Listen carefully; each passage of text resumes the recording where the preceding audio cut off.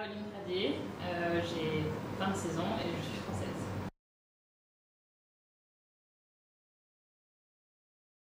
J'ai fait une licence d'histoire et après un magistère de relations internationales à Paris 1, à Paris, donc à la Sorbonne.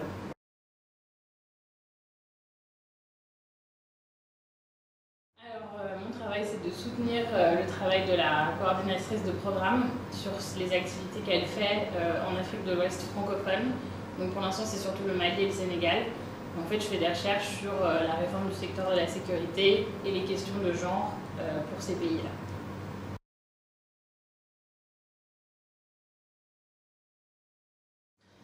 Je suis un peu tombée dedans par hasard. Voilà, c'est les rencontres et puis voilà, l'occasion de changer de parcours dans ces études qui a fait que je suis arrivée là. Après, je suis restée parce que j'aime le contact avec les gens de différentes cultures, de différentes nationalités. Je trouve que c'est très enrichissant et donc c'est une chance. Et c'est pour ça que je continue à le faire.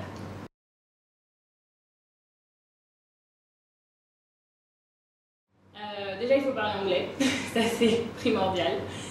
Ensuite, pour ce travail-là particulièrement, je pense qu'il faut être attentif aux détails, il faut être curieux et aussi je pense qu'il faut avoir une grande ouverture d'esprit et être tolérant parce qu'on travaille avec des cultures qui ne sont pas forcément proches des nôtres, donc il faut accepter que les choses sont telles qu'elles sont.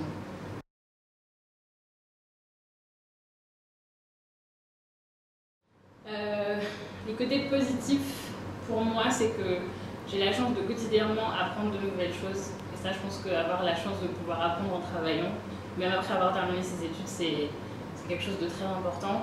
Et aussi, c'est justement rencontrer tous ces gens qui viennent d'horizons complètement différents et de pouvoir travailler avec eux et faire des coopérations.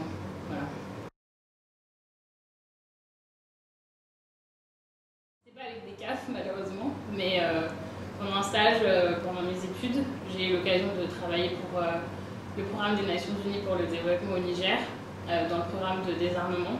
Et donc on a monté un projet de formation pour les forces armées, pour les éduquer sur les questions de déminage humanitaire.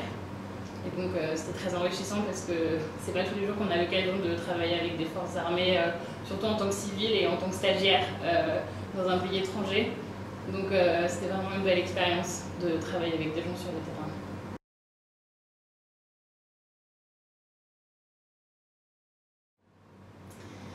Sur le papier, c'est bien.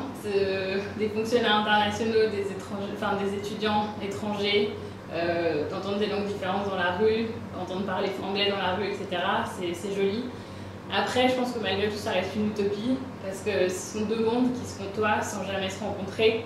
Et moi, je sais que je vis à Genève et que je connais pas de Genevois. Et voilà, c'est joli, mais je suis pas sûre que ça fonctionne très bien pour tout le monde.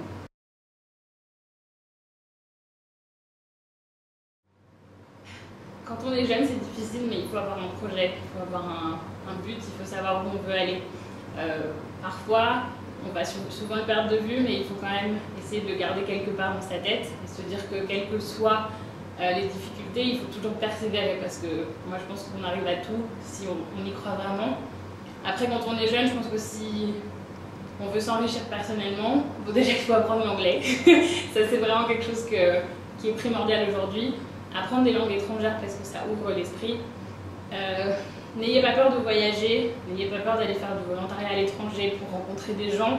Juste aller voir comment les gens vivent ailleurs, pour se sortir un peu la tête de sa famille, de ses amis, de son collège. Genre, il n'y a pas que ça dans la vie. Donc si on veut être international, il faut savoir ce qui se passe ailleurs. Et franchement, je sais que c'est pas un chemin facile parce qu'on est beaucoup à vouloir le faire. En plus, quand on vient de pays comme la France, la Suisse, ça n'a rien d'exotique. Donc on a tous les mêmes formations, on a tous les mêmes parcours. Il faut essayer d'avoir une valeur ajoutée. Mais quand on y arrive, pouvoir faire ce dont on a vraiment envie, c'est quelque chose de beau. Et donc c'est pour ça que je dis qu'il faut continuer même si c'est difficile.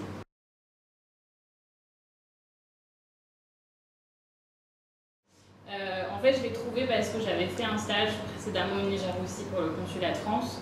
Et donc l'avantage aussi quand on est expatrié, c'est qu'on rencontre des gens de très haut niveau, quotidiennement. Et donc on côtoie des gens qu'on ne pourrait jamais côtoyer dans son pays d'origine. Par exemple, je côtoyais le directeur de la Banque mondiale. Si on va à Washington, on ne peut pas le rencontrer parce si on est n'importe qui. à l'étranger, toutes ces barrières-là, elles s'effacent. Donc du coup, grâce à ça, j'ai rencontré des gens qui travaillaient aux Nations Unies et puis j'ai demandé si je pouvais faire un stage et il s'avère qu'il y avait une place pour un stagiaire durant l'été suivant. Donc je suis partie pendant presque 4 mois. Et donc c'était pour le programme de désarmement parce qu'en fait au Niger il y a eu, toujours un peu quelques problèmes, une rébellion au nord avec les Touaregs. Et donc il y a eu un programme de désarmement des anciens combattants et de réinsertion dans la société civile. Et donc là, malheureusement quand j'y étais, il y avait encore des cas de problèmes avec les Touaregs dans le nord. Et donc il y a eu des mines qui ont été posées aussi bien du côté de l'armée nigérienne que de la rébellion. Et donc malheureusement qui dit mine dit accident de mine.